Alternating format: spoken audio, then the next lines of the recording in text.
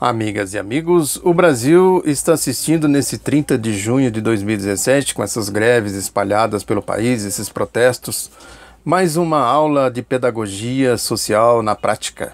São nesses momentos que os trabalhadores têm condições de fazer uma reflexão sobre o seu papel na sociedade, ter uma compreensão mais aprofundada do que representa o trabalho. Por que uma minoria detentora de capital tem de gozar de privilégios descabidos, enormes privilégios, enquanto a grande massa de trabalhadores levam a vida de privações, com saúde pública precária, educação pública precária, segurança pública precária, transporte público precário, elevadíssimo índice de déficit habitacional, estas condições de miserabilidade espalhadas pelo país. Por que tem que ser assim? Falta o quê? Falta consciência social? Falta consciência de si mesmo para os trabalhadores? Falta consciência política? Sim, falta tudo isso. Por isso que se diz que esses movimentos precisam ser politizados. É necessário compreender o papel das decisões políticas, da participação política, porque senão os trabalhadores estão sempre submetidos às decisões de quem detém o poder econômico. Qual é a representação dos trabalhadores nos parlamentos, nos executivos, sem falar no poder judiciário, que aí eles não passam nem perto. Porque o poder judiciário é absolutamente hermético, impermeável à participação popular. E os resultados são esses aí que nós estamos vendo, a Operação Lava Jato, a Procuradoria-Geral da República, e tudo isso que eles se utilizaram para dar o golpe. Claramente com o objetivo de impedir um processo que vinha tratando desta dívida social histórica que existe no nosso país, esta dívida que vem sendo rolada aí ao longo da história, intocada, entumecida. Chegou-se a este ciclo recente de governos democráticos e populares dos ex-presidentes Lula e Dilma, que começaram a tocar artificialmente nisso. Consequentemente, eles recorreram a esses mecanismos de autoritarismo para dar o golpe e, consequentemente, interromper aquele ciclo. Os trabalhadores precisam compreender tudo isso. Evidentemente que não se deve fazer como alguns que jogam a responsabilidade disso nas costas do povo. O povo é vítima.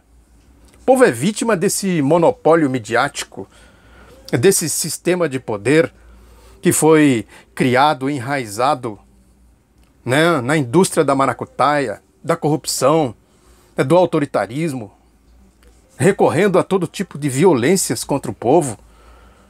Basta ver aí essa questão, por exemplo, do desemprego. Isso é uma violência contra o povo. Os governos Lula e Dilma vinham tratando disso como prioridade absoluta. A questão fundamental era isso, manter emprego, renda. Os trabalhadores não têm outra fonte de renda, a não ser a sua força de trabalho. Ou seja, compreender tudo isso não é fácil com esse monopólio midiático. Por isso que é necessário que nesses momentos, os movimentos aí populares, movimento sindical, os movimentos sociais, diga tudo isso para o povo. O que eu falei aqui da denúncia do golpe, é preciso denunciar o golpe. O sentido do golpe, por que eles deram o golpe? É preciso, de alguma forma, furar a censura, o bloqueio da mídia e dizer a verdade para o povo. A situação é essa, olha. Acontece o que está acontecendo porque o sistema de poder político é assim. Quando eles dizem que a crise no sistema de representação política está se falando da representação política deles.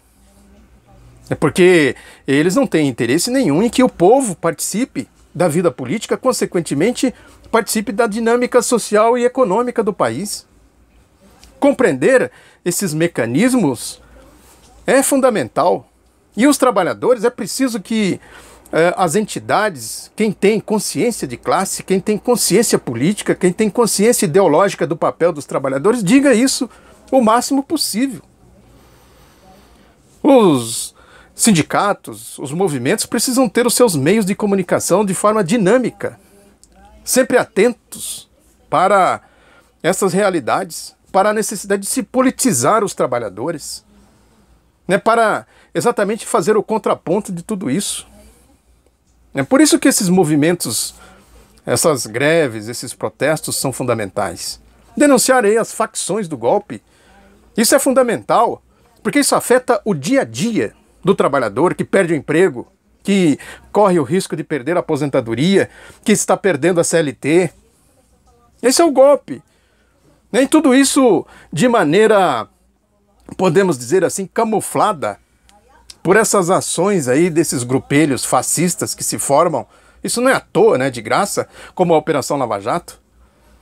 É que fica aí corrupção, o Sérgio Moro, a corrupção, o Deltan Dallagnol, da Lava Jato, né, esse linguajar deles aí que é claramente de demagogia. É preciso denunciar tudo isso. Né? Nesses momentos é preciso denunciar. Ainda, lamentavelmente, tem setores aí da esquerda que fica dizendo mas a Lava Jato aí, é contra a Lava Jato, como se a Lava Jato tivesse alguma salvação. Tivesse algo, uma vírgula ali que pudesse se dizer que tem alguma utilidade para o povo. Tem nada. Ela não foi criada para o povo, foi criada contra o povo.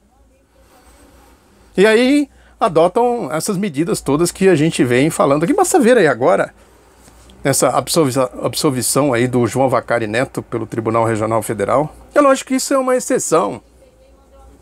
É lógico que isso não vai mudar o curso das coisas. O sentido das coisas não mudam por aí. Não muda pelas mãos desta gente. Muda por atitudes como essa, das greves de hoje, dos protestos de hoje. Por isso que é necessário sempre a gente pensar nisso, na necessidade de se politizar as ações sociais, os movimentos sociais. É por isso que a mídia ataca de maneira tão violenta o movimento sindical, os movimentos sociais, os partidos políticos que representam ideologicamente, politicamente os interesses do povo. Quando se fala, nós somos representantes do povo, né, dizemos isso porque interpretamos as coisas do ponto de vista social. Né, podemos dizer sim que nós somos intérpretes das aspirações do povo. Quem não quer melhores condições de moradia, de saúde, de transporte público, de educação pública e etc. Quem não quer ter uma condição social mais horizontalizada?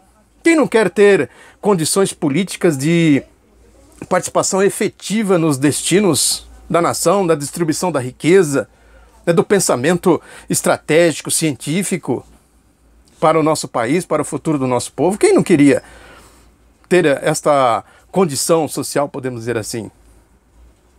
Tudo isso, evidentemente, que não é possível num sistema de dominação como esse, autoritário, um sistema de manipulação, de mentiras, né? Enfim, um sistema que visa tão somente manter essa estrutura social histórica, essa dívida, rolar essa dívida social e, consequentemente, manter essa estrutura de privilégios dessa elite escravagista, escravocrata, essa elite perversa, pervertida, violenta, estúpida, que a gente sabe que fuzila, que enforca, que mata, que esquarteja, prende, né? As condições, né? Essas condições de prisões, por exemplo, da Lava Jato e de outras aí, são condições absolutamente desumanas. As condições dos cárceres dessa turma aí, esse Rocha Loures, por exemplo, está na Folha de hoje, as condições em que ele está preso lá numa sala fechada, sem janela, sem ventilação, sem banheiro, sem chuveiro. O Delcídio de Amaral ficou lá, diz a Folha, e entrou em colapso, teve uma crise de claustrofobia e aí ele decidiu fazer delação. Isso é tortura. Nós estamos vivendo isso agora, torturas, um clima de torturas. O que está por trás de tudo isso, senão o pensamento dessa elite violenta? Cadê a justiça, a investigação, né? Combata-se a corrupção. Tem corrupção, vai se combater a corrupção, mas eles não estão interessados nisso. É importante, porque hoje é esse Rocha Loures, amanhã pode ser qualquer um, né, que desafia esse poder estúpido nas mãos dessa elite brasileira, como fizeram em 1964, como fizeram em 1937, com aquelas ditaduras do passado, os golpes do passado. É preciso refletir e denunciar, portanto, tudo isso. É preciso denunciar o golpe, o que é o golpe. É isso. Muito obrigado pela atenção. Se você ainda não é inscrito, se inscreva. Vamos ampliar aqui esse espaço. Um abraço e até a próxima.